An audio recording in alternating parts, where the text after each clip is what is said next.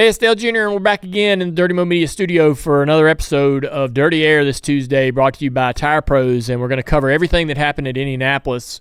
I raced this weekend at Langley. We'll cover that Thursday.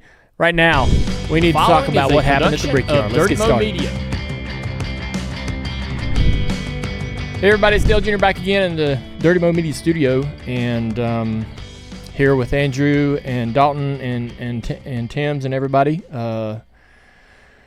Yeah, coming off of a busy weekend for me, busy weekend for NASCAR, and a lot to cover. I want to thank Tire Pros for supporting and sponsoring our Dirty Air segment this Tuesday. Tire Pros is, a great supporter of junior motorsports, and they got hundreds of locations across the country, and owned by men and women in your own community. And so if you need more than just tires, I mean, when Tire Pros first started being a part of junior motorsports and supporting us, obviously you want to imagine that you'd go there to get you some new tires on your car.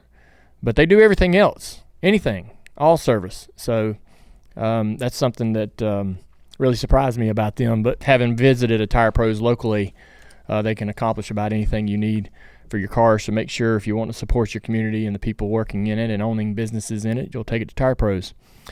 For me, raced at Langley Speedway with the late model stock car this past weekend for Bass Pro. Had a great weekend. But let's get on into Indianapolis. Since the Cup Series is going on break for the Olympics, which is going to feel weird, I think. I just think, it'll feel weird. There'll be no Cup racing, I guess, for like 2 weeks, right? Two Sundays or one Sunday? 2 Sundays. When was the last time that happened? It's been a while. Yeah. But, there used to be a 28 race schedule, which was perfect. Mm-hmm. Everything in the past was perfect. There used to be a 28 race schedule, and we had a lot of time off back then. This is in the 80s. There was often almost a break between races through multiple weeks. So, it was kind of normal to have some time off, but we've gotten so used to racing 20 weeks in a row and then having one off weekend in the middle of the year and then 20 more weeks of racing straight out to the end of the season. So it's going to feel weird not to having Cup racing, and it'll be interesting to see how that affects anything, if it does affect anything. I think, I'll be excited when Cup racing comes back, so I'm assuming everybody else will, and it will not be a detriment to viewership or anything like that. It's just going to, the Olympics are great, but, no racing is not what anybody wants, so it'd be tough to weather the storm for a couple weeks. But anyhow, do you think this is a nice break for the drivers and the teams? Like, is this something that the industry that travels every week is going to be welcomed, and, people look forward to this 2 weeks off? Like, put yourself as a driver. Well, that's the point I was trying to make, is that Larson's on vacation. He's not going to call in today. We get the winner to call in every week, and Larson's out of the country maybe. But so we're going to talk to Cliff Daniels, his crew chief. It's Cliff's 20th Cup win. The race had some controversy, if you want to look at it like that. I didn't really get too stirred up about it, but we'll talk to Cliff about the win and see what he has to say. Ryan Blaney was upset after the race. Keselowski is the control car coming to the green and runs out of gas, darts to pit road. And immediately, the front row changes to where Blaney is the control car. Larson is now on the inside line, which would be the preferred line going into turn one. And there's a lot of people that, Larson didn't have a problem with it, obviously. But Blaney was upset, saying that maybe they shouldn't have went green. This is all heat of the moment. He was frustrated that, he was now not in the preferred line but the control car. He was thinking that NASCAR should have waived off the green flag. I don't know how he feels today. It would be nice to know really where his head's at after a couple days of thinking about it. But there's a lot of debate about what should have happened in that moment. I honestly feel like that it played out the way it should have. Brad Keselowski's not at fault. They were trying to stretch fuel. They knew that they were probably on. They interviewed the crew chief Matt, and he said, "Hey, we're probably going to run out, but we're already, we made our bed, and so we're gonna go for it." And it's their prerogative to bring their car to pit road whenever they choose. And it just so happened that they're coming to green flag, and he decides to pit. Something about whatever's happening inside the car for Brad let him know that he wasn't going to make another lap, but they bring the car to pit road. That's no fault of Brad's for how that all played out. And per how the rules are written, Blaney's now the control car, and we're going to have a green flag. I don't have a problem with this. I don't think that they should, have a timeout. And they even said that if they, I think I heard NASCAR say that had they not thrown the green, they might have let them.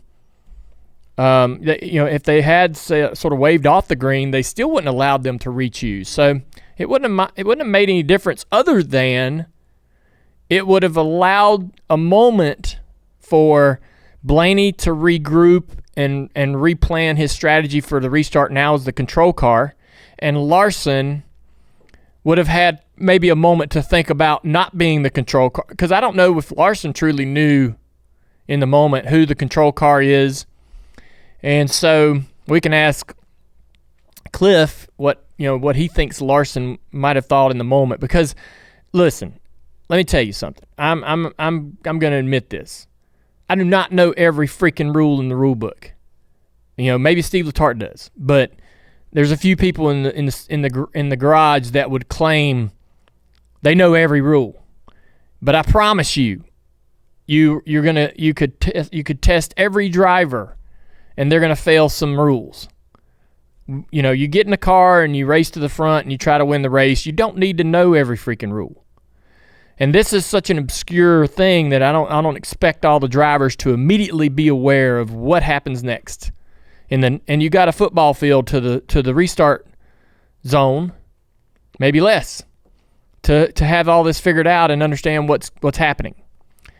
And so I would have not had a problem had NASCAR waved off the start, and they usually just don't do that. I mean, if a car runs out of gas, or if Brad just runs out of gas and pulls to the side, like he did entering pit road, that to me is not enough to wave off the start or get in the way of what's playing out with the green flag. So.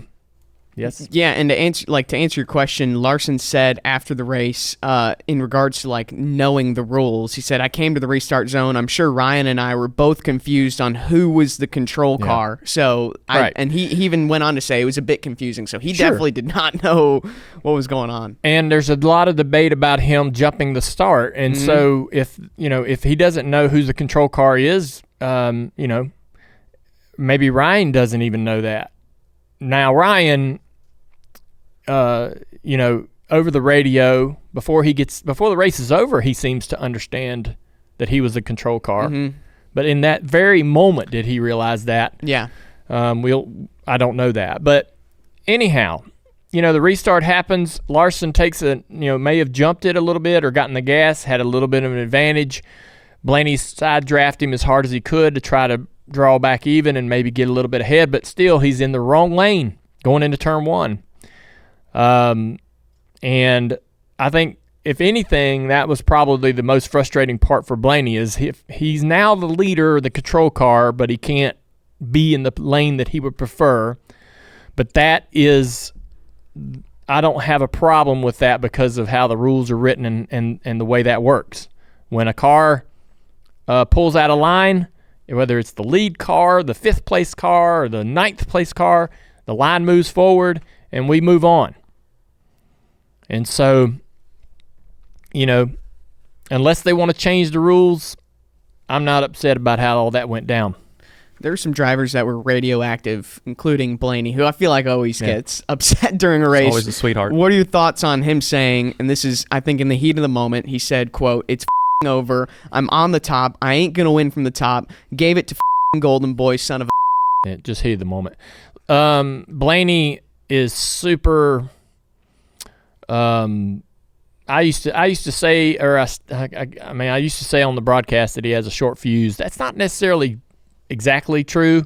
He just, the guy that you talk to and know outside the car versus the guy that when he gets in the car, he takes the filter off and he says whatever is immediately top of mind into that radio. And I think that as he gets, I think that'll probably change as he races longer into his career. I'm not gonna make a big deal out of that because it's just being, he's just running his mouth in the car,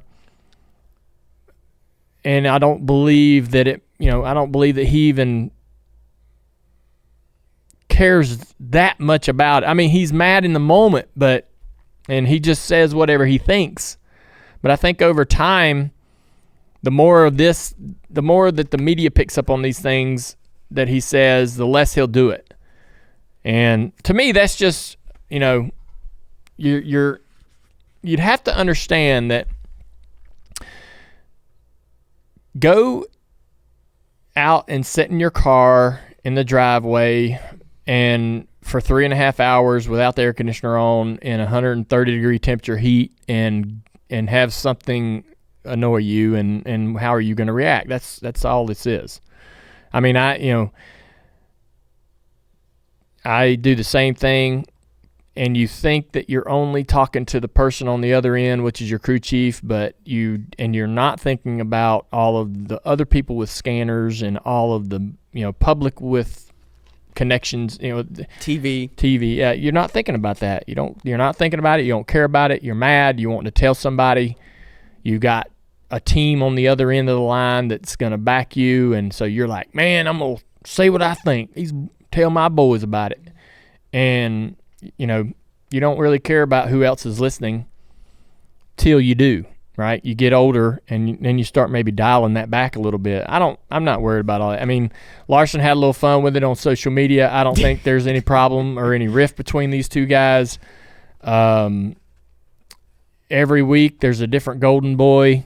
1 week it's Larson, next week it might be Chase Elliott. So I don't, I'm not, everybody thinks that NASCAR is scripted.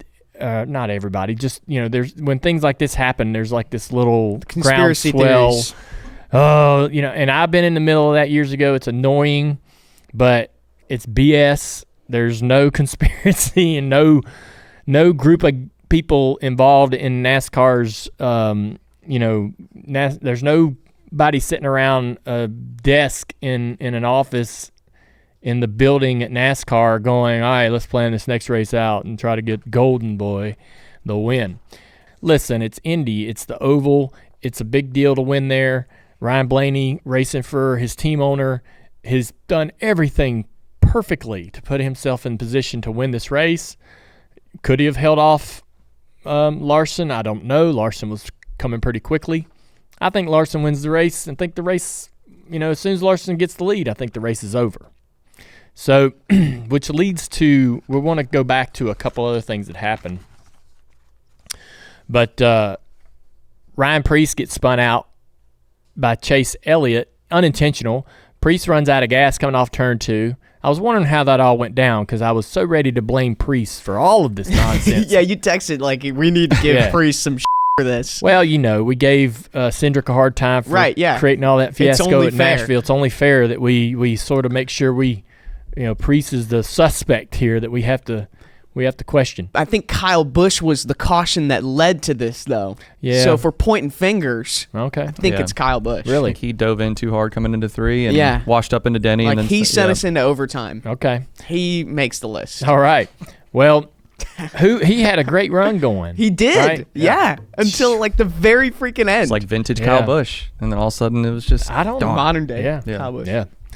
Well, Priest gets spun, runs out of gas. No fault of his own. He's as low as he can get.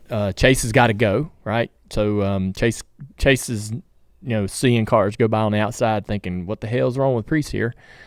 But anyway, so no big deal. Priest, sorry, you're clear.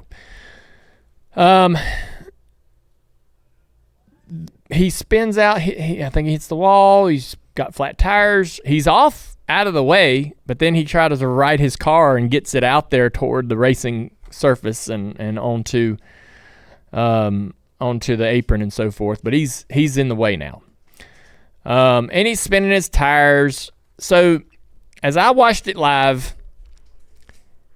I felt like that. I personally realized Priest was not going anywhere before our leader got to turn 4. There's going to be a ton of people, I'm sure Andrew as well, that'll have like a freaking timeline, perfect, amount of here's how long they had to decide. You got that right. Doesn't sound like him at all. Sure do. So listen, Elton Sawyer says, we'd like to play out naturally. We want teams to race to the checker flag. We did everything we possibly could to make that happen. We kept an eye on the 41. He was giving it an effort to get going. He had flat tires. He wasn't going to move, and we had already taken the white.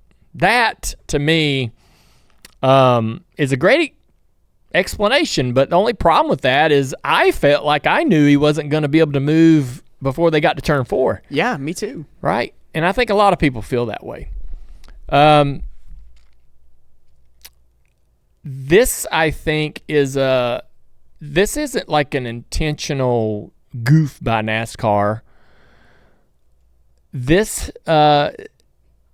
decision has a lot to do with the size of the racetrack. All right. So if this happens, if this happens at a short track, I think it's a caution. It's a caution before the white. If it happens at a smaller track, even Nashville, right? But it's such a large racetrack that there's time to wait. And they took advantage of that unique aspect of the day, right? And so they waited. And they can wait and wait and wait. Now, they could have thrown the yellow flag and could have regrouped and re-racked. I've got no problem with that. I don't care about guys running out of gas. That's their problem. They put themselves in that situation. I don't think that NASCAR should try to avoid, throwing the yellow because it might ruin a strategy for several cars. That's their NASCAR's decisions in race control, and race teams' strategies should never be going out to dinner. Right. No. Right. Should never implicate on the officiating of the never. race. Right. So I don't want that. And I think someone who can weigh in on this. Oh, is he here? Cliff Daniels is Cliff here. is here. All right, so we got Cliff Daniels calling in. Cliff, thanks for giving us a minute today. I know you're on vacation. Looks like you're. Y'all didn't waste any time. Y'all didn't even. Did you even celebrate the win before you got your? Everybody started headed toward their respective vacations.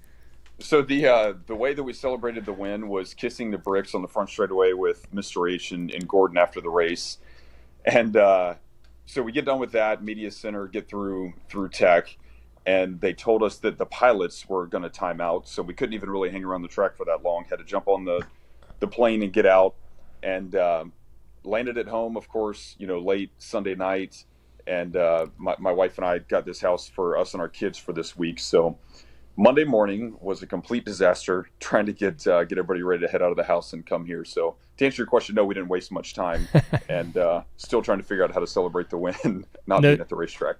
Isn't this weird? So we got a couple weeks where we won't race as while the Olympics are going on for NBC, and so I was wondering,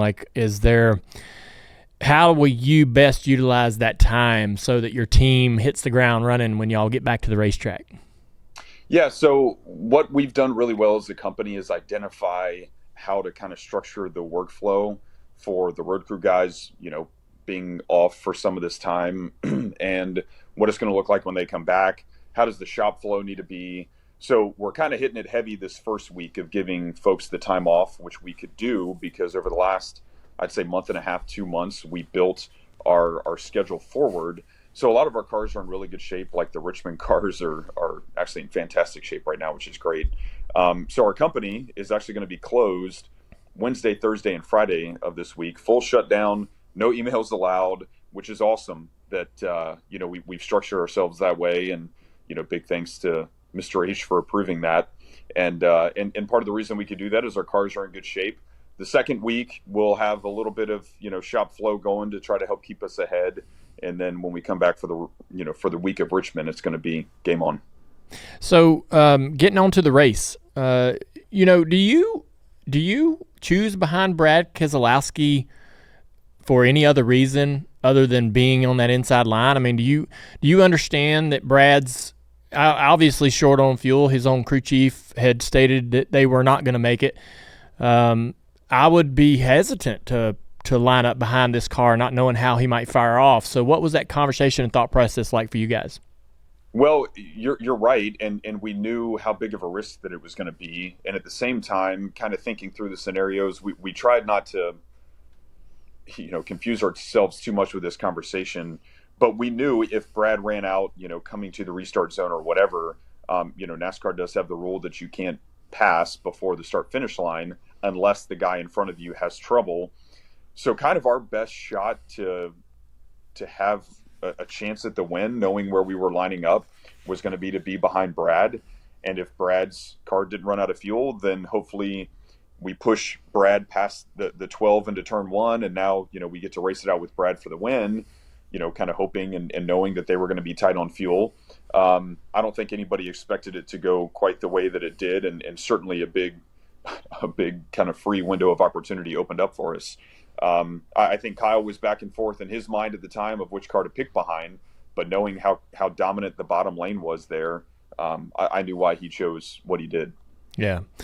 As the race is playing out, it looked like even though, Blaney was relatively quick, you guys, were able to be more aggressive because of your situation with fuel. Some other cars were trying to save to make it to the end, Blaney one of them. I don't know. I mean, where was your confidence level that you could just drive up there without the yellows and take this lead and win this race? 1 out of 10. Really? Yes, just being honest. I think we, and maybe I'll just speak for myself, I think I underestimated how much those guys were going to have to save fuel, knowing that they were going to be more than just a lap short. And one thing that I thought was really interesting, and I'm sure you saw this play out, when they were all saving fuel, they were keeping their gaps to the cars around them pretty tight, which almost allowed for this little bit of accordion effect. And the accordion is what helped Kyle do such a good job of building runs. And of course, at the time, we had fresh tires, we had the fuel, so we didn't need to take anything into consideration as far as our level of aggression.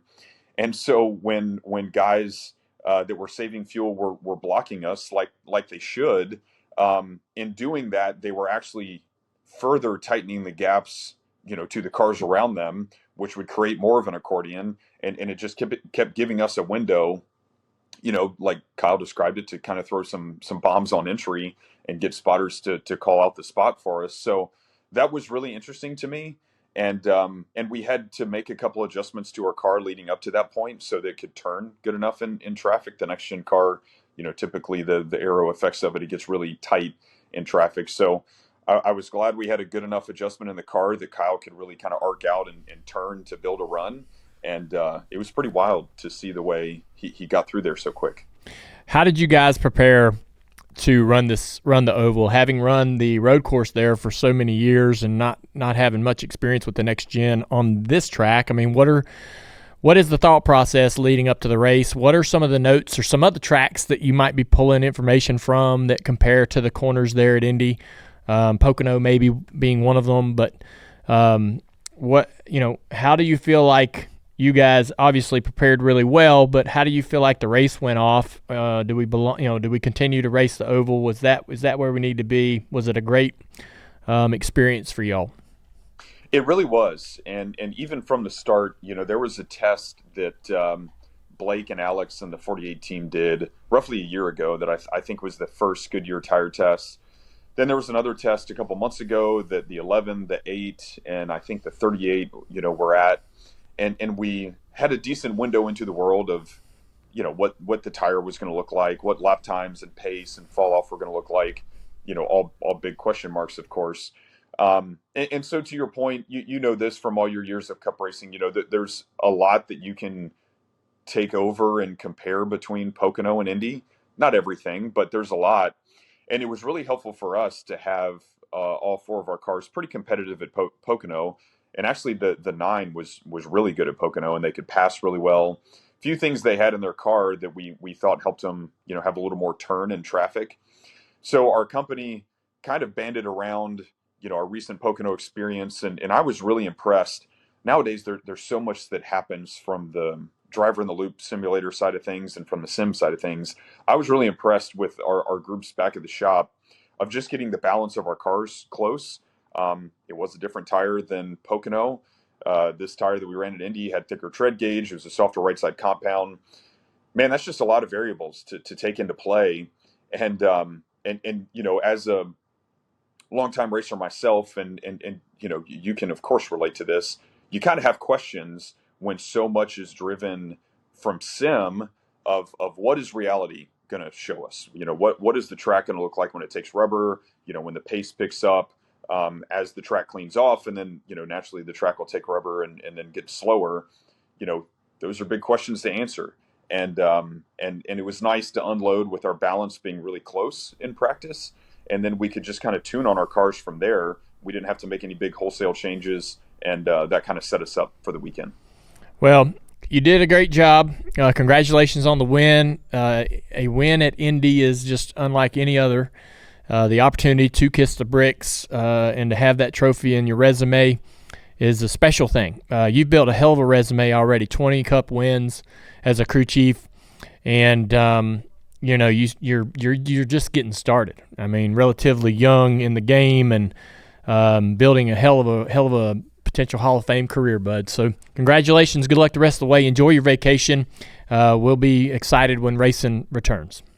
Hey, thank you. And one thing I've got to ask you, because I don't know if you know this, but my sister Tiff, who's sitting in the room there with you, I'm sure, our home track is Langley Speedway, and rumor has it you were up there this weekend hanging out with some of our friends. What was that like? I really, really loved it. So my mom lived in Norfolk for 25 years, and I'd go up there twice a year as a kid, and every once in a while we'd get to go to Langley, and I know the history of the track, appreciate it, and felt very comfortable being there because of that connection with my mom. Had never turned a lap there. Wow. Brand new car. Okay. Quick off the trailer. Really happy. Yep. I don't think we made it better. We might have done a couple things that actually kind of hurt us for the race, but a little tightness there that cost us a chance at the win, but saved tires and was smart and drove up through there and got a good result. Everybody that we met was incredible. Did meet a lot of people that mentioned you guys and knowing y'all. And just the race was late and it was late. Delayed, so we end up. This was the best part. So, and you'll appreciate this. Race ends at 2:00. Everybody around us in the pits had these big fold out tables and grills and flat iron grills and all that stuff. And so 2:00, everybody's cooking in the morning. And so at 2:45, we're sitting there eating steaks, drinking beer. And the regular shows are running, like the Four Cylinders and all those guys. Yeah. And they get done around 4:00. We bring the trailers back in, load up the car, and at 5:00 we went to bed in the morning. Yeah, got up at 7:30 and drove home. 5 hours. It was just, I mean, I wouldn't change a thing about it. Short track, Saturday night racing at its best. Well, that's awesome. Well, know this. Since Tiff and I quit racing late models full time, which has been probably since 2010 or 11, the last time we raced late models, I have always followed the Cars Tour. Love what you guys are doing with that. We've been really good friends with Brendan Queen for years and years. A lot of the guys that he knows, we know, and I think you probably ran into Phil Warren up there, local Langley legend. Yep, Phil was the first person I ran 5 laps off the trailer and walked straight to Phil and said, "Phil, help me. How do I get around turn 2?" Love it. Yeah, he was awesome. We were parked beside him all weekend with his grandson Riley Music, and man, just a great group. I'd known Phil forever, so that was just awesome connecting with them again. Yeah, that is cool. And fun fact, so Phil's son Anthony, he had raced for many years. So at Indy this weekend, there was 2 spotters for every Cup team. Anthony was our second spotter, so he won the Brickyard this weekend with us, which is pretty cool. Oh man, that is full cool. Circle, bring it back home. A lot of connections.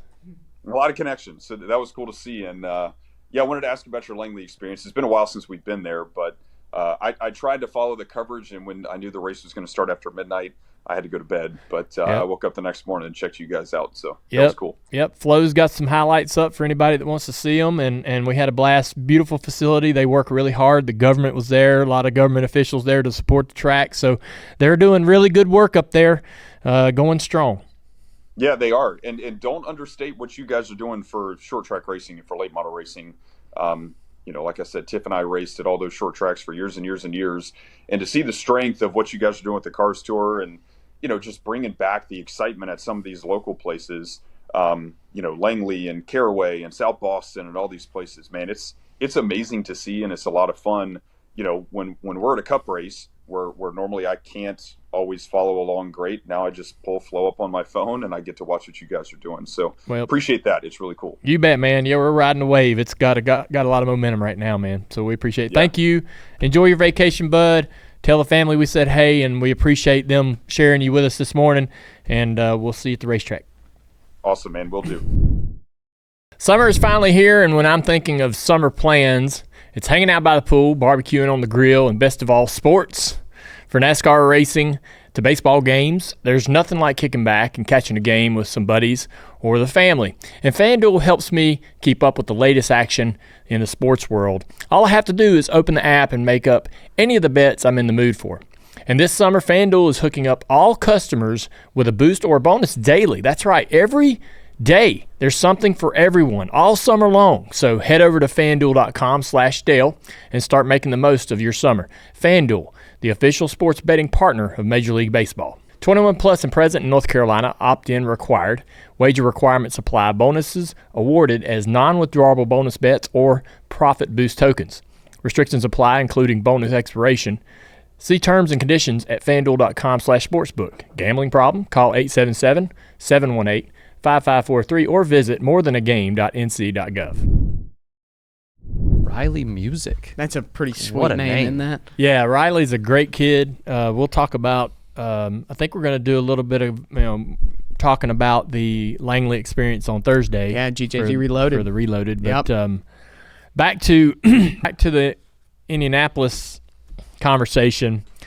I appreciate him calling in and giving us an opportunity to talk to him.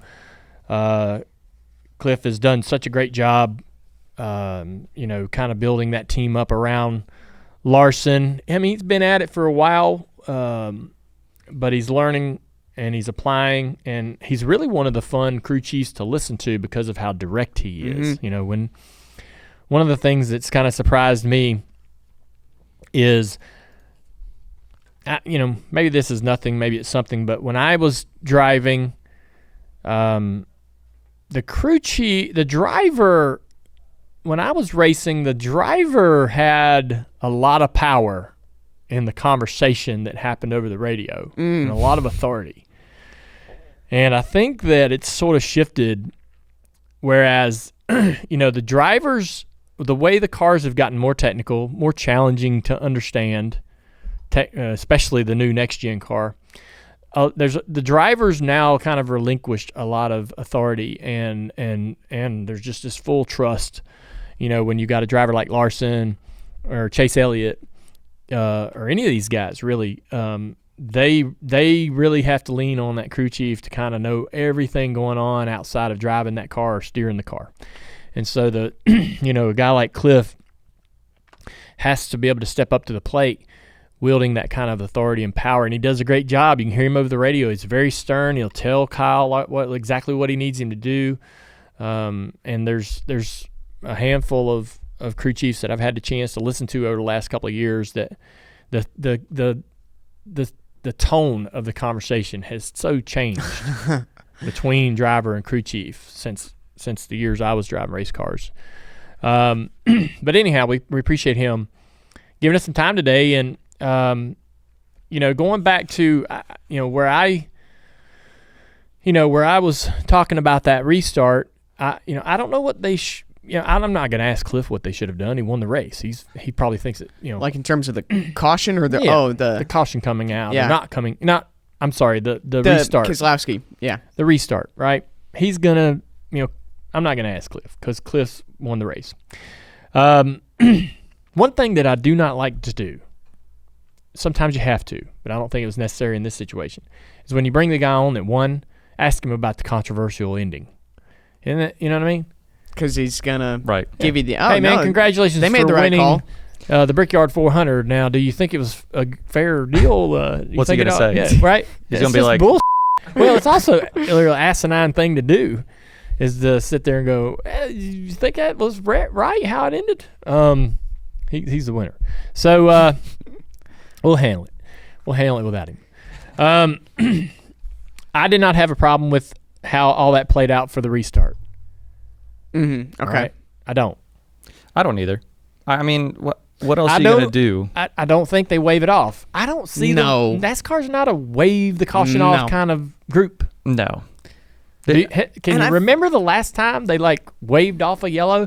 Now I know they've for something like this. Yeah, I know there's been times when they're coming around turn 3 or something, and they're like, hey, they're adding a lap, right? Right. There's a truck on the track, or there's a some error debris or something. Yeah, there's an error in the lineup or something. Right. But that was right on top of the restart zone.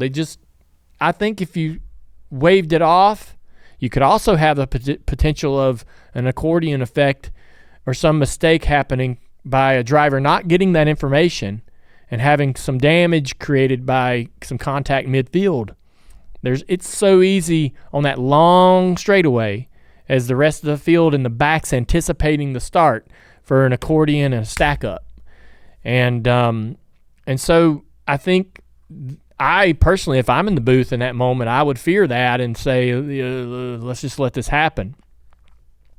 It's it's on the teams and drivers to understand how things fall into place. Now, if Larson jumped and NASCAR didn't catch that, we had a little debate about that at Richmond this year with Denny and I think Truex. NASCAR misses calls sometimes. Did they miss a call here? Maybe. They're all human up there. They're bound to err at some time. I'm not going to get too upset about it. Listen, I wanted Blaney to win the race. I was hoping Ryan Blaney was going to win at Indy.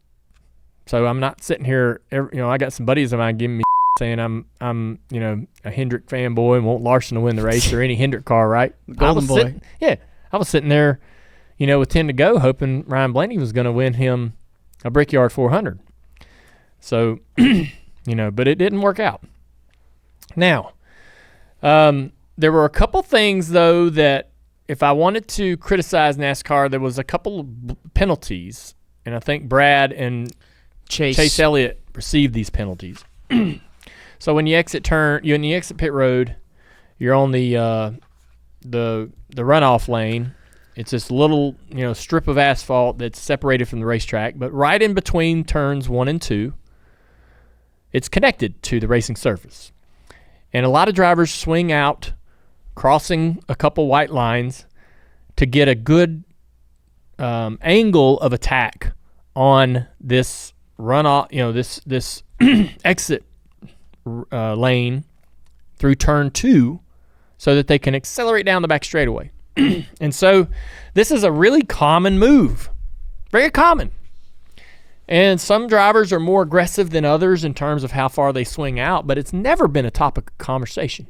I know that NASCAR gave them some content, some explanation about what they expect the drivers and teams to do in this area before the race. Yeah.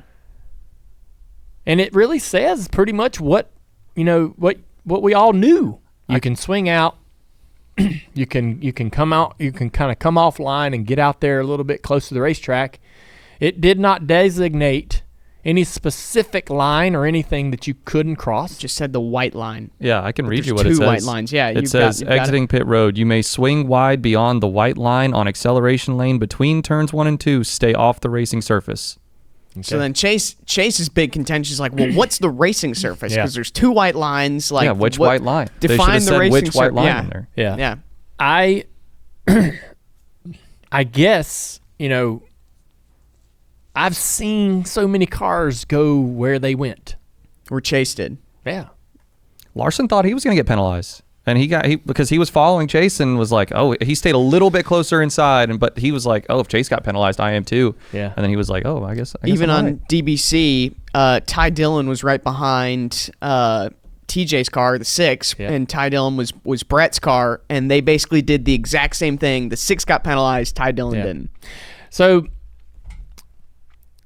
this is something that I have a little bit of a problem with, is like it's never really been something that was heavily officiated before. This sort of swinging around wide to better your angle of attack for turn 2 on that lane, the access lane, has been a common thing that drivers have done for a long time, and I don't believe that it's ever been something that was strictly governed. And so now to pop a couple drivers in the middle of the race when others we know are probably doing and are doing the same thing, it just felt loosey-goosey. It didn't, it's not a great look. And it's frustrating when you're being black flagged. There's no way you're going to talk your way out of this. When NASCAR, rarely do they admit fault or mistake in those situations. Overturn a call. Nope. But you saw, or that you're not the only one doing this. And that this has been a common thing that's been done at this area. And so it's been a few years since we've raced the oval.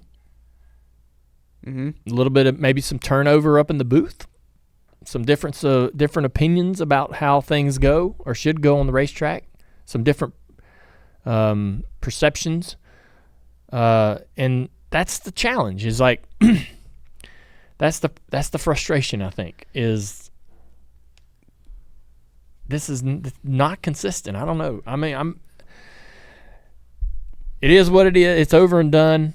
I mean, Brad Steele was in position to win this race, albeit on some terrible fuel strategy. They almost won him. He might have. Admittedly, yeah. The 9 was able to rebound. God, he was fired up on the radio. Yeah, I've never heard Chase Elliott like that before, I feel like, on the radio. Yeah, but he had every right to be. This was just not a great decision or a great call because this wasn't a great call because it wasn't really well defined, in my opinion, beforehand. Should drivers have asked some questions in the drivers' meeting or what have you, maybe? But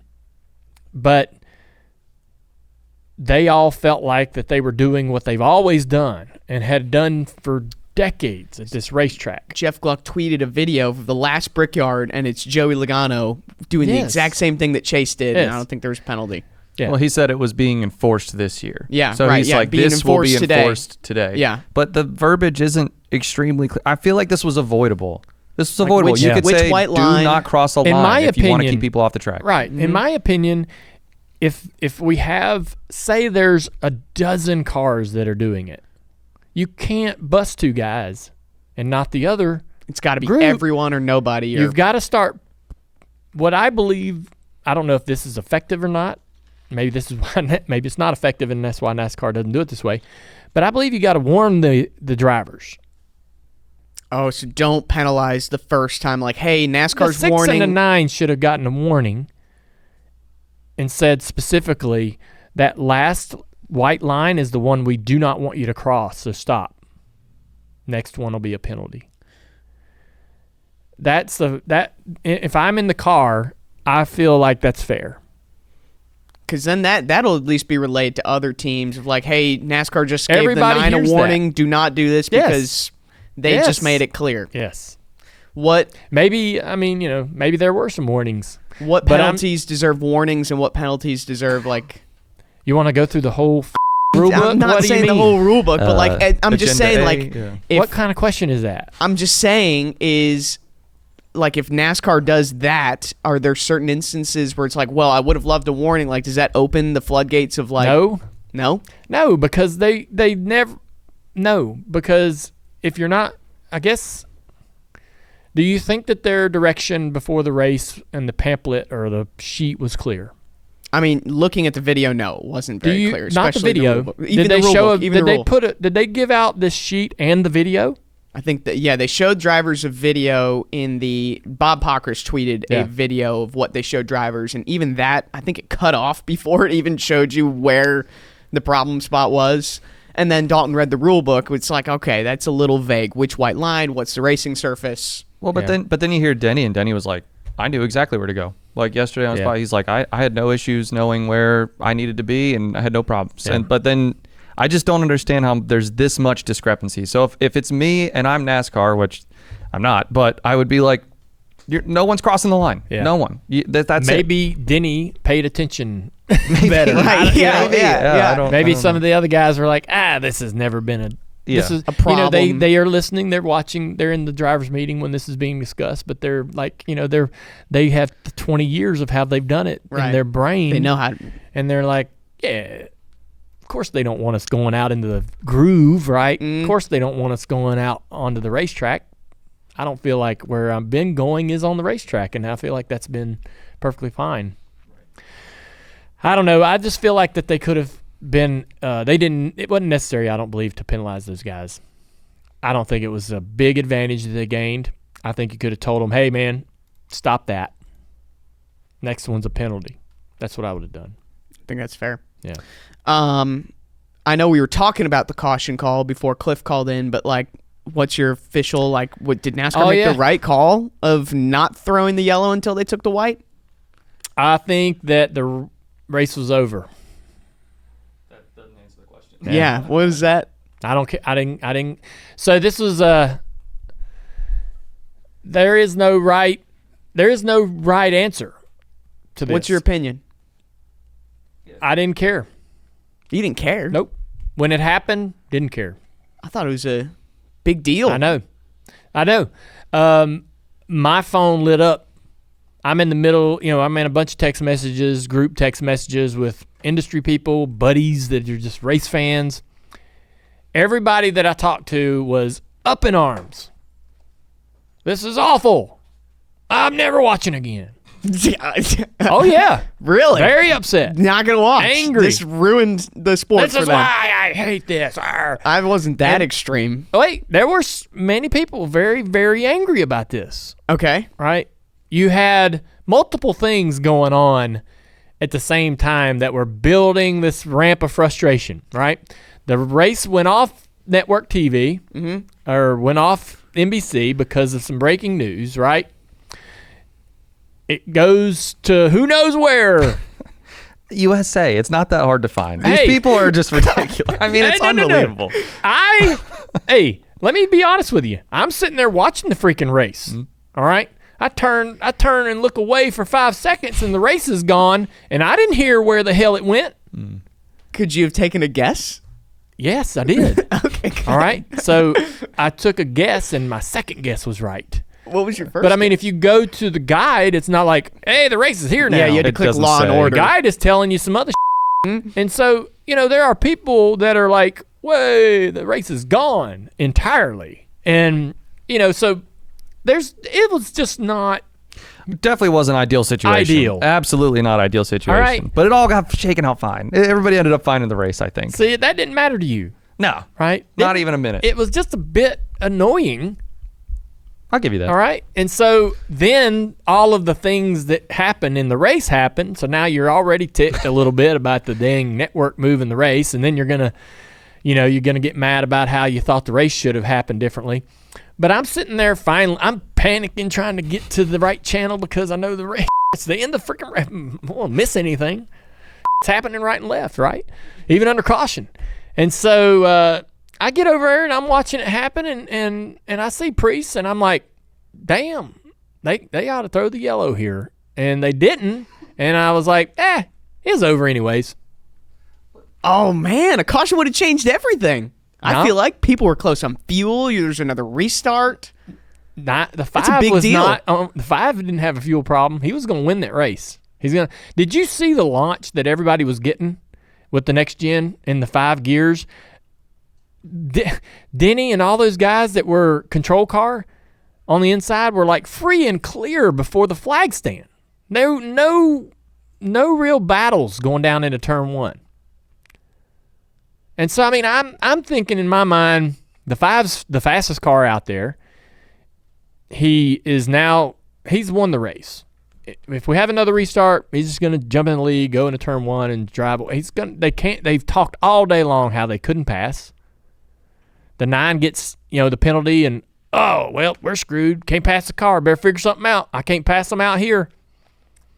So, I mean, in my mind, listen, let me be clear.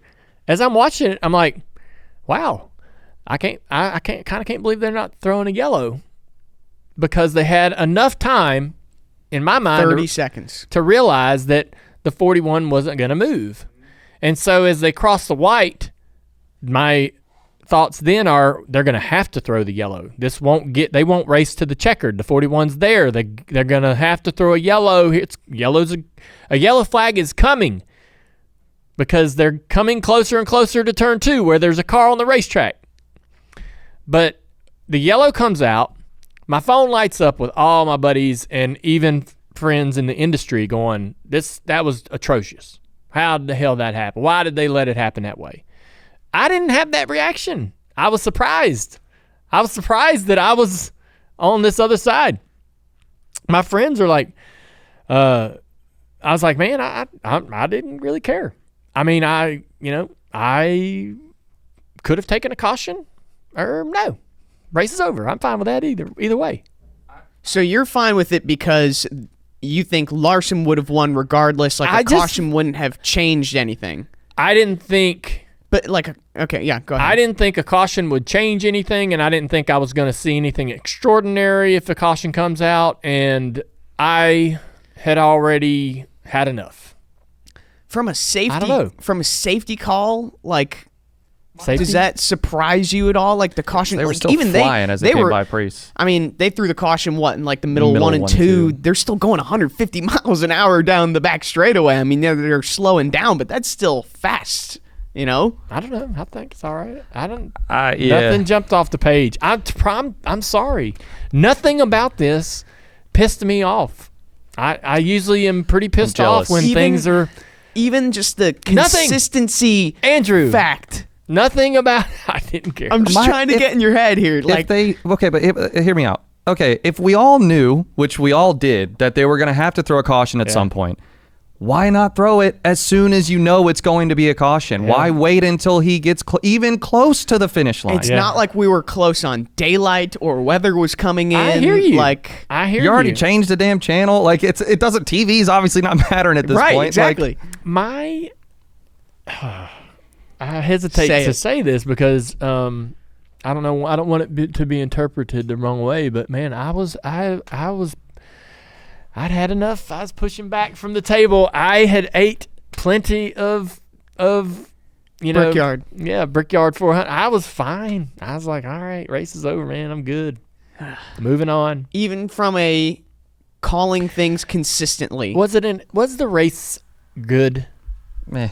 It was like that.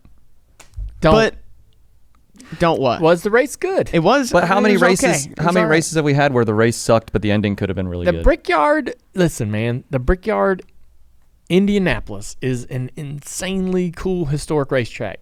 Cool. Really, really cool has happened there, and its history and how what it went through during the Second World War and almost becoming nothing. Almost being wiped off the map at one point. I mean, it's just really cool history there. but it is not a place I would go take.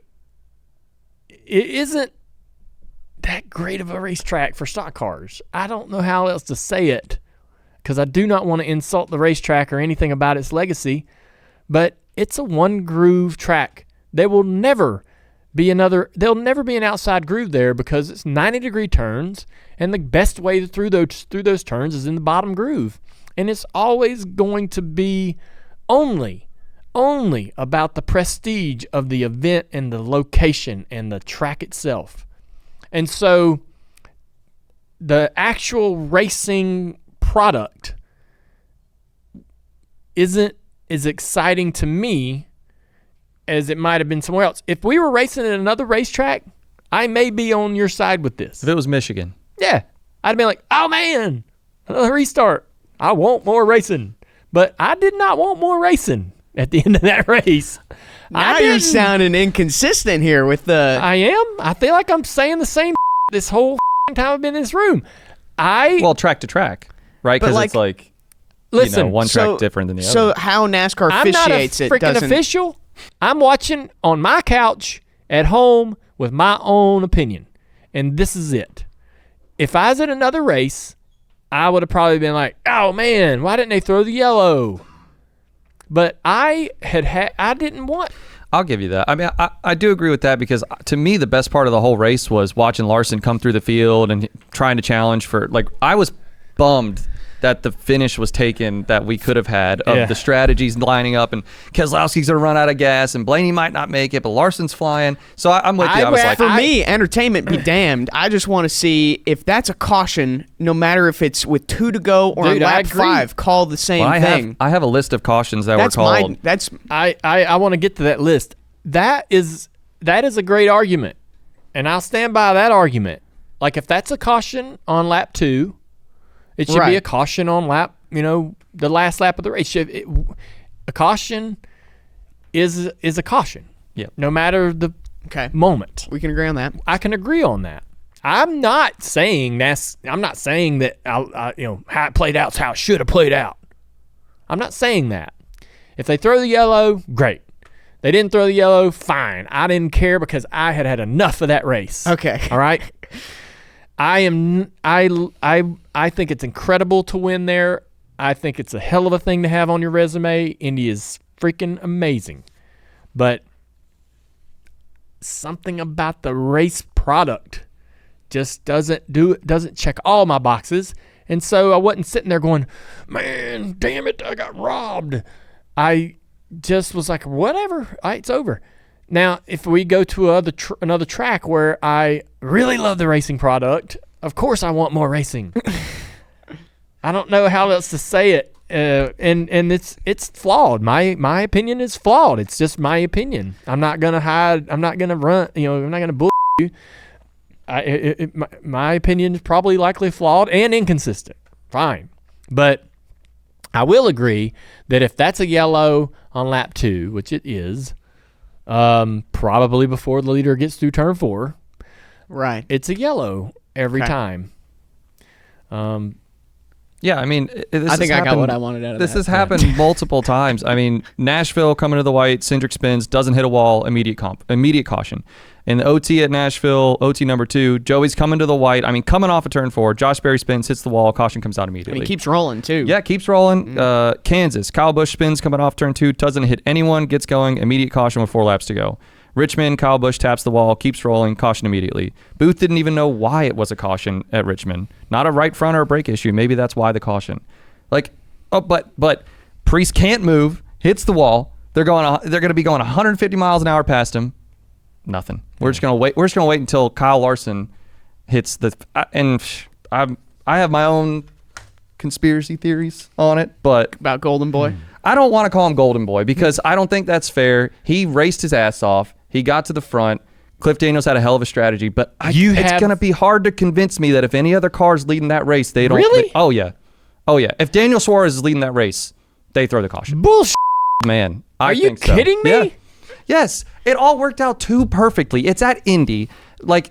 Larson's running the same damn paint scheme as he was before. He doesn't get his win. The Hendrick the it's like this car. the double. like the double paint scheme. But that didn't go that well. There's so many. Now, there's if so he many had won, things. if he'd won the Indy 500 in that think- Indy car, then maybe I could get on this wagon with you. But There's so many things that what happened. are the other things? Like the restart, What him not about getting it? penalized. We just talked about the restart. him It not getting wasn't- penalized for going over the white line. Like there were so many little things that happened, and then all of a sudden it's like, well, we'll just let him cross the line and throw the caution.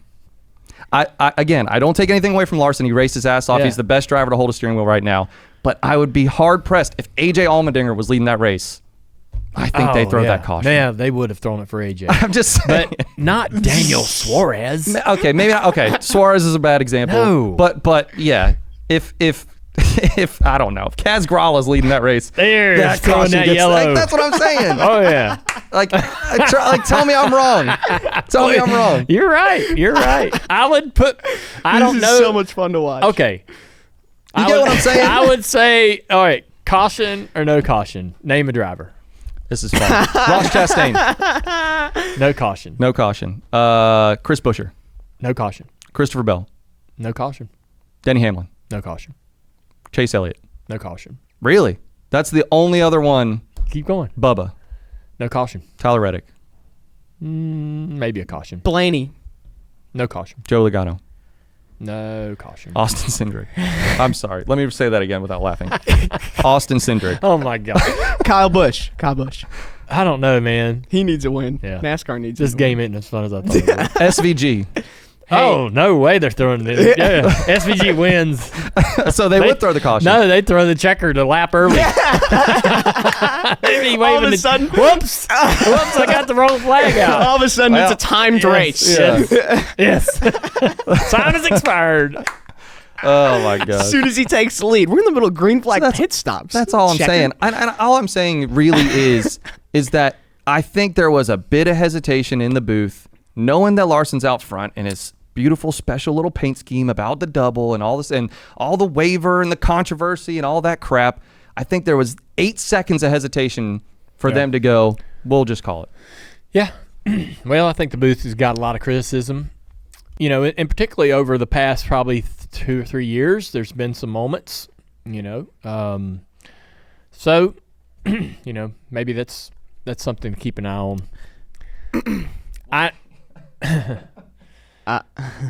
I mean, this is, it's frustrating, I know, but I mean, as long as they're human beings up there making these decisions, everybody's going to have their own opinion about it. And this isn't, you know, other forms of motorsport aren't immune to these scenarios. I've got a Anyway. question for you. This is kind of shifting gears. I want to tie it back to last week. I know we were talking about like the seatbelt stuff. I have a few more questions for you. Tim's, I think you got a clip for anyone who missed it. He had us winning it down. His belt's off or his belt's loose. I feel like a lot of drivers do that, though. No, they don't. Nobody unbuckles before they come to a complete stop in the pits to get the hell out. You're a complete moron if you undo your belts in a moving race car at any point. A complete idiot. That is, you gotta stop it. You gotta admit that. You're a dumbass if you undo your belts in a moving car. Hey, I totally agree. You are a dumbass if Oh, you Jesus. He's going to have a picture of undo me. your belts in the car. Look at this. Look at what you're doing right here. That's a seatbelt coming off. There's a seatbelt That's the on. same You took car. Okay, fine. You want another example? This is Talladega. These are all wins. Okay, fine. I'll show you ones. I'm so glad you brought that up. That's another win. Okay, great. This is a dual race. You're coming to pit road. You're taking your helmet and your seatbelt off. You got to be a dumbass to do that. Jeez. A complete moron. Here's another one. Another There's win. no seat. That's there, but this is the cool down lap. This is the cool down. I've There's a won car the right race. there. Okay, so did Bowman. He took his seatbelt off. Yeah. He didn't. Or, okay, maybe he didn't. Nope. He's not a dumbass. You are. All right. He's been so excited. I had to do get this. that off my chest.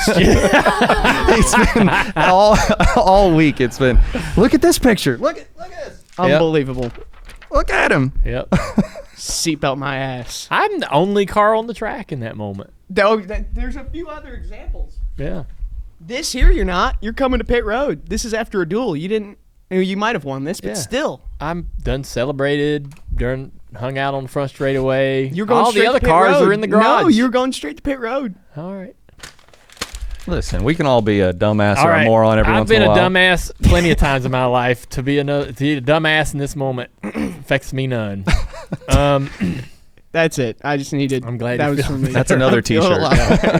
Dumbass I can in this finally moment. start sleeping at night. Yep. This fan on social media posted a picture of Dad hanging out of his car wiping his windshield at Richmond, that famous moment. Yeah. Where he's rolling around in a pace and he's like, yeah, Dale, I like you and all, but man, this is a terrible argument to be making. But it was a fun one.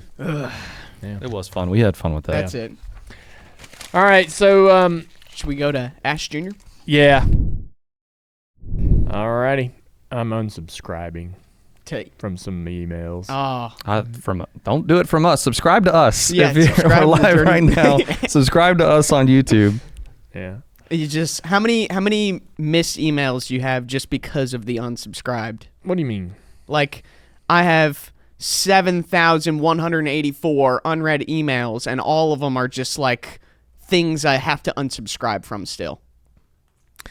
You know what I mean? You have 7,000 unread emails. Yeah, but it's like it's just a bunch of crap. Like, I don't even remember signing up for it. It's ridiculous.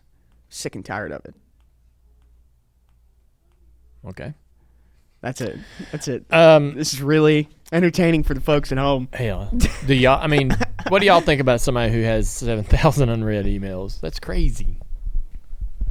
I'd be think they curious should to get ask the chat. Xfinity Mobile. I want to know. I want to know the chat. How many unread emails do you have? 11. 11. That's pretty impressive. 10, I have 10. 10. I have 10. 10 unread on my work. I'm like on my. Yeah. You know. I just if I get something, I don't really subscribe to anything as far as like places I buy stuff from. I shop for Amy. Right. So I rarely go out of the. What? This guy Jay has 21,000 unread emails. That's it's pretty not okay. insane. That is My not wife. okay. My wife has like 4,000. I shop in about 21K. online. I shop in like 3 or 4 locations. Right. Okay, Basically yeah, right. in this one little space. Right. But sometimes I do got to go outside of those to get something for the girls' birthdays or Amy or whatever, and it automatically like subscribes you. There's no option to. I mean, if it gives me the option to like uncheck or not receive emails and all that, I uncheck it. I Right. make sure. Yeah. But sometimes it doesn't tell you nothing, and next thing you know, You're getting a emails. week later you get an email. I always unsubscribe immediately when I get those extra emails. So I think that's why I'm able to. I don't get junk email, right? If I do, I unsubscribe for it, and that's how I keep. Smart. That's how I keep my intake on emails down to single digits. That is smart. Yeah, and so 47,000. I have told Amy, and I think we talked about it on this show.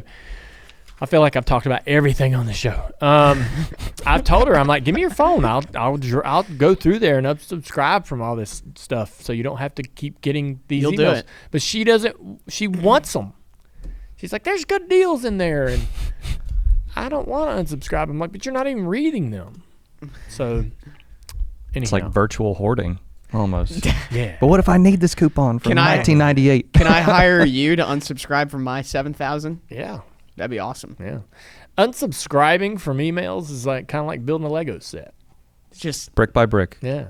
I don't know. I'd rather build Legos than unsubscribe from emails. I would too, but it's kind of like that. But it's like It's satisfying. akin to it. Yeah. It's similar. That's a good, They're cousins. nice vocab word. Yeah. That's right. Well, I That's didn't good. say it's better. It's akin. Yeah. It's similar to it. To where Very I nicely done. Yeah. I would like. I mean, you build a Lego thing, and you're like, okay, that was fun, and I spend some time. It's good for my brain. Unsubscribing from emails could be therapeutic. You ever, Could be. yeah, Ought to try that. yeah. I mean, That's my therapy. we sit on YouTube and watch people build things and watch things happen, and you're like, Same thing. man, I can't look away. That's kind of neat.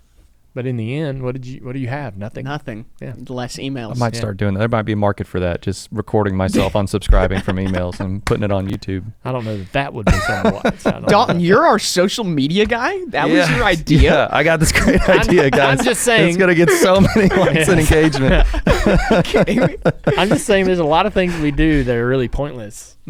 A lot, yeah. Yeah. But it's like satisfying. But satisfying Yeah. in the same. Yes, exactly. Satisfying. Pointless, completely pointless, but also satisfying. Um, And knowing that I'm getting rid of all these emails for you, and your inbox will be cleaner, is satisfying. yeah, it's like cleaning the house, you know, spring cleaning. I clean my emails all the time. I just search Andrew and delete. No And problem. Complete. Yep, I'm good. yeah, most people do. I leave his unread, so they just sit in my inbox. Somehow that's like worse. Like I noted it. I'm just not reading it. It's in there. I'm gonna address. 10. I got 10 emails I'm read gonna- Just they're all for like 4 months. 4 months. Of I'm gonna emails. address the next email like urgent. Yeah. Please Yeah, read open right now. away. Open Yeah. now. So, Here are the notes. It's just going to be one of the pictures of his seatbelts or whatever. all right. So yeah, this is Ash Jr. presented by. It is Ask Junior, believe it or not. This is Ask Junior presented by Xfinity Mobile, the fastest mobile service, 5G all over the country, millions of hot spots, nationwide coverage. If you're in a jam, switch over to Xfinity Mobile. All right, let's get these questions. Yes, hold on. This first one is from Casey Waller on Facebook, asking, you talked last week about, playing the NCAA football game. You're going to be Charlotte. Are you team Xbox or PlayStation? Xbox. Xbox. Yeah. And how is the Dynasty? Hadn't touched it. You haven't Haven't touched even it yet. downloaded it. Man, Damn. I've been busy. I was going Yeah, racing yeah, at yeah. Langley. I should have took that with me because I had time in Langley to mess with it. But yeah, all my friends are like, let's play tonight. Let's play some. I'm like, I don't even have it going yet. I haven't purchased it. But Charlotte football jumped all over our post Yeah. about it. They loved it. let me Yeah, tell did you. you see the graphic they made that he committed I- to? Dale Jr. committed to Charlotte. Let me tell you. Oh yeah. That was so If cool. I say I'm gonna do something, I'm gonna do it. But it's Okay. It's gonna be a while. Okay. So we'll check back in with you tomorrow. Yeah. I'm going to stay on you. I'm going to send you an email about it. Okay? Like You're going to read it. Like the Titanic Lego set. It's sitting down in South Carolina. You're going to do it, though. Hadn't touched it since the last time you saw it. But I'll get it done. Yeah. Yeah. I just kind of got Slow and steady wins the race. I just got stuff going on, man. Got Oh, yeah. time. Clearing emails. That's what you're doing. You could Yeah. be playing I've been football, messing with but my you're just- houseboat. When I get any free time, me time, Yeah? I've been working on my old houseboat. What you doing? Just getting it. We put new carpet in it and just getting it ready to go out on. Just How far are you from setting sail? couple weeks, I think. Yeah, but yeah. Does the He- boat have a name? I was just about to ask that. When we bought it, it was final draft. Oh, that kind We're of gonna works. change that. You I don't know no, yet? No. To bump draft? All right. No. I'm gonna ask the chat, what are names for Dale's houseboat? I'll read you some good Amy, ones. we had a name. We talked about it. I forgot what it was, but I liked it. So whatever that was. Okay. Sorry. This next question is coming from Steve. How fun was the Nickelback Rockstar video? Oh man, lots of fun. That's going back. I still see I it. feel like Eric. everybody's got a song called Rockstar. Do you Sorry. Just sorry, keep go going, ahead. Dale. Yeah.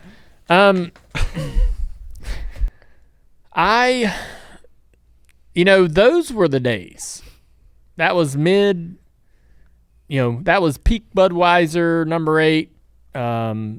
We're running well. We're in other music videos. We did 3 Doors Down.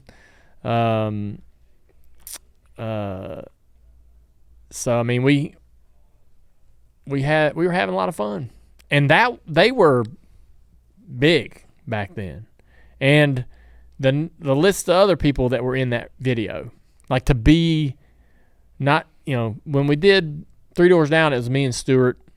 That was fun. But this video was going to have a lot of other people in it that were pop culture, So, I don't know, I had fun, and I got to shoot it right there on my property. Pretty That's cool. easy. Yeah. And, it ended up being a popular song. It was easy. Took 15 minutes to shoot my little spot. That's And- it? Really? Yeah, they just had me read sing a couple lyrics, just this little block of lyrics, and we were done. I was like, wow, okay. Do you remember your block of lyrics? No. But you can watch the video. Yeah, I'll go watch it.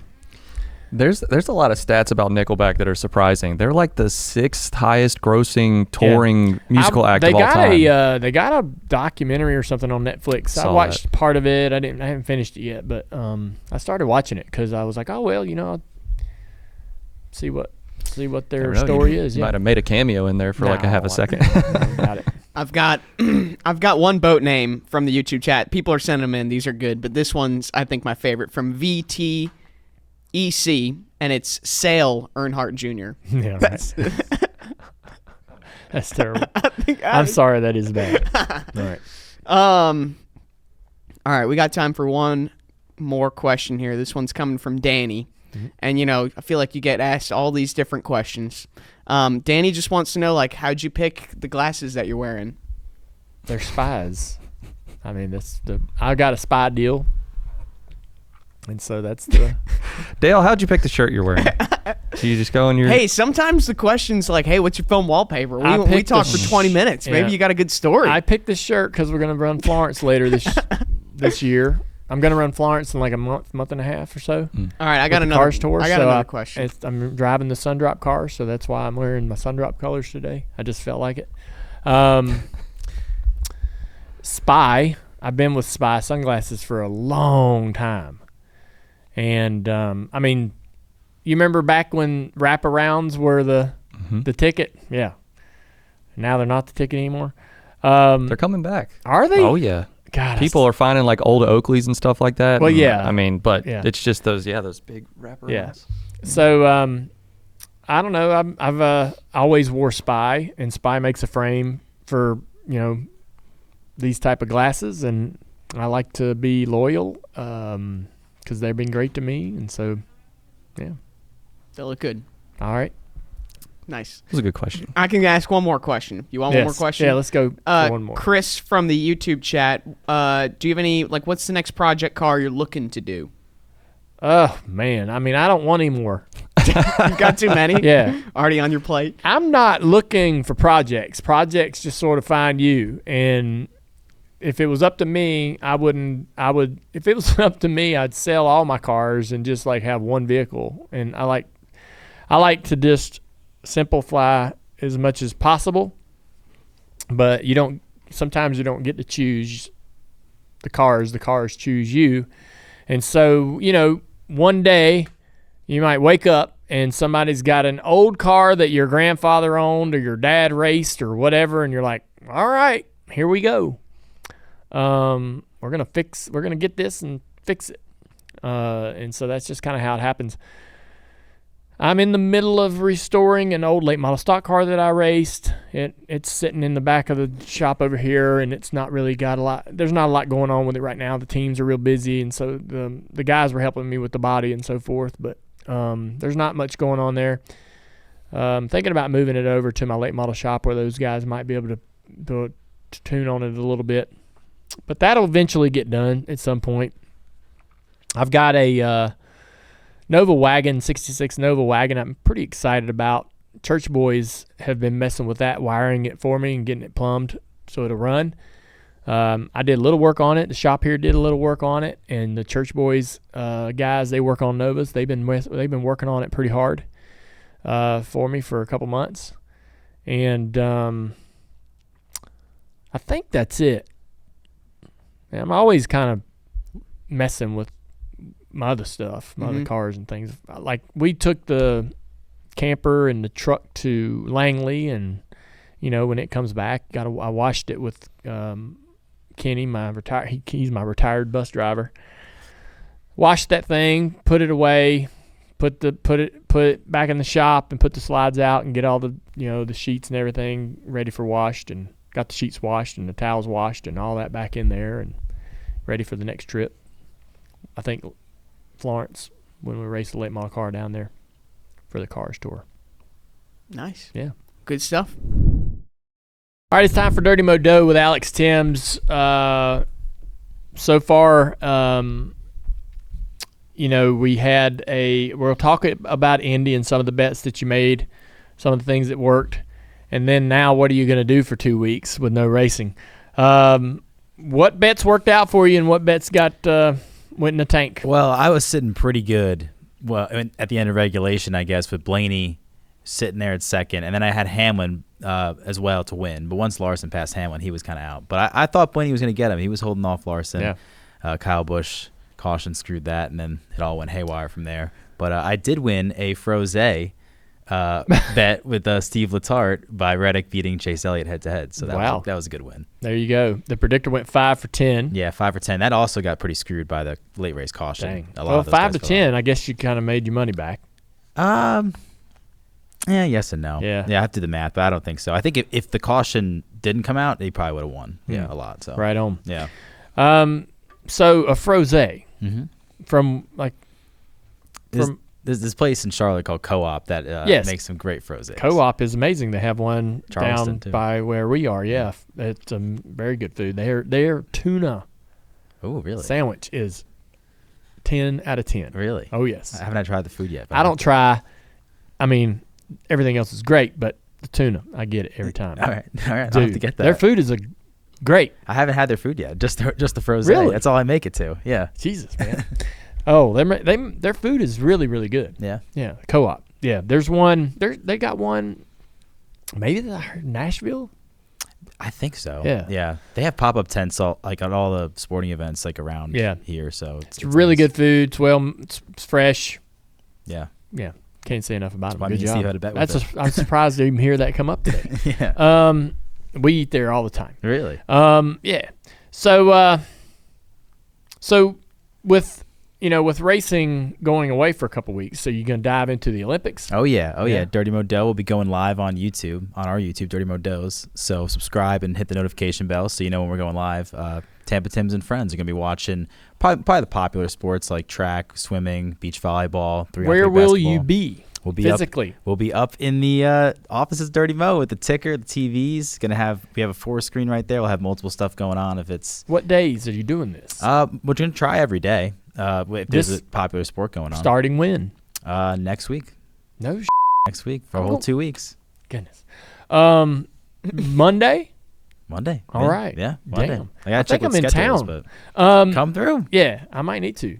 So, what are the sports, I guess, that you're most looking forward to? I'm looking forward to swimming, track. It's just 8 people going right with each other. I think it's exciting. I'm a big beach volleyball person. That's for betting wise too. I'm very excited to bet on that. Never betted on volleyball or beach volleyball, but that should be really fun. There's a former NBA player that's in the men's bracket. Really? So that's really fun. Yeah, Chase Budinger. So that's really fun to watch him. I think he'll be playing Monday. So we'll be watching that. Yeah. I mean, that'll, when I would assume, I guess, when the Olympics come around, it's a very opportune, time for bettors and sports gambling, such as,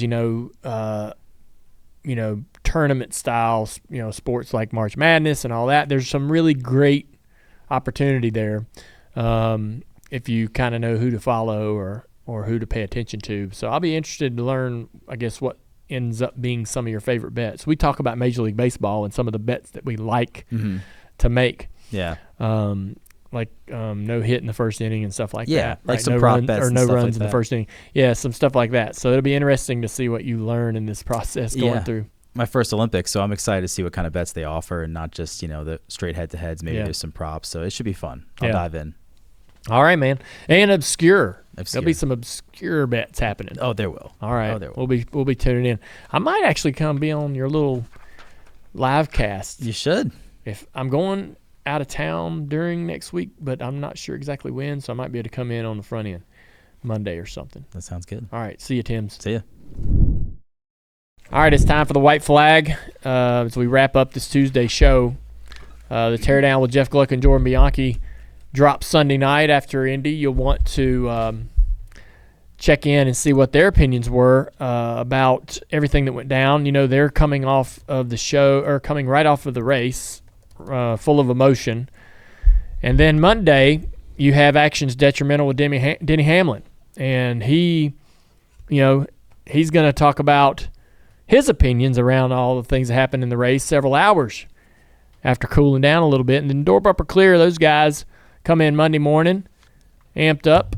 I watched some of the clips and some of their opinions. They had some hot takes about what they thought went down at Indianapolis. TJ was fired up. Oh, he yeah. had to call in. I think he's on vacation. Yep. Still had to, yeah. Well, and then, we have Dirty Air that you're listening to now with our thoughts a couple days later. Tomorrow, Speed Street with Connor Daly and Chase Holden. Connor raced at Brickyard this past weekend, finishing 14th in the Xfinity race, and he did a great job. Mm-hmm. Donnie Reeves, who I mentioned in Ask Jr., is the guest interview this week. A great friend of my dad's, the best man in his wedding. Donnie does not do interviews, so these will be a lot of I'm excited to sit down with him because there'll be a lot of stories that I can't wait to hear. DJD Reloaded will drop Thursday. I plan to be on that show, so you might want to tune in to DJD Reloaded. So we're going to cover a lot of what happened at Langley this past weekend with the late model stock car. And the Dirty Modo guys are going to take the week off due to the lack of racing this weekend. But again, next week there'll be a lot of live YouTube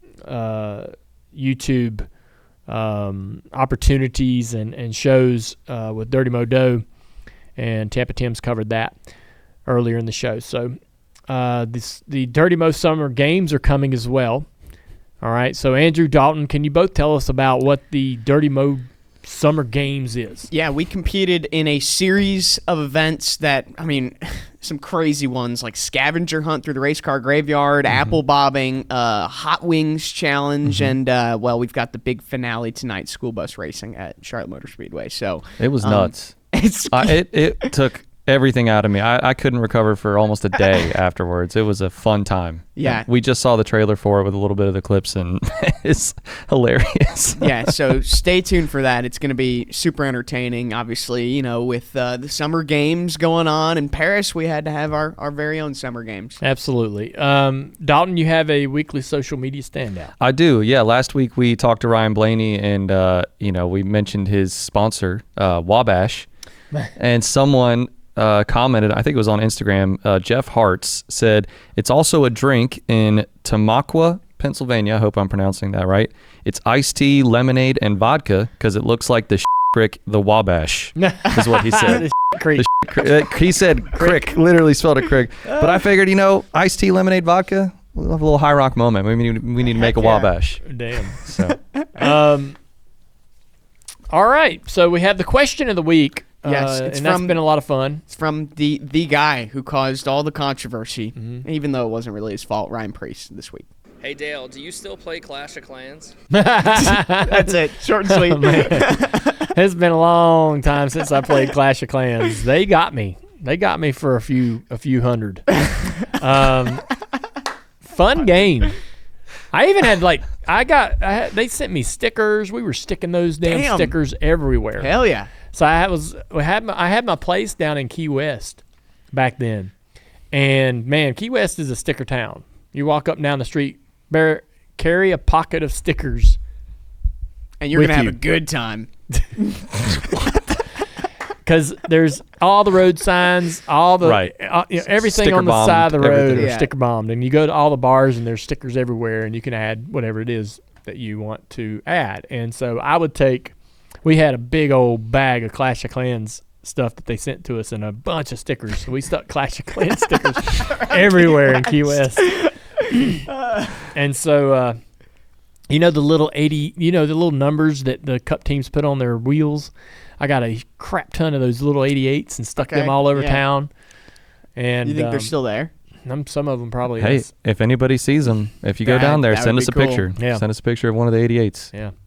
So, that's fun. I mean, if you're in a town like that, you got to carry around a bunch of stickers in your pocket so you can, if you got anything that you're anything you're a fan of, right? Right. Yeah. Go shout them out. That's right. All right. Good times. Good show. Appreciate you guys, and we'll talk to you tomorrow. Donnie Reeves coming on the Dale Jr. Download.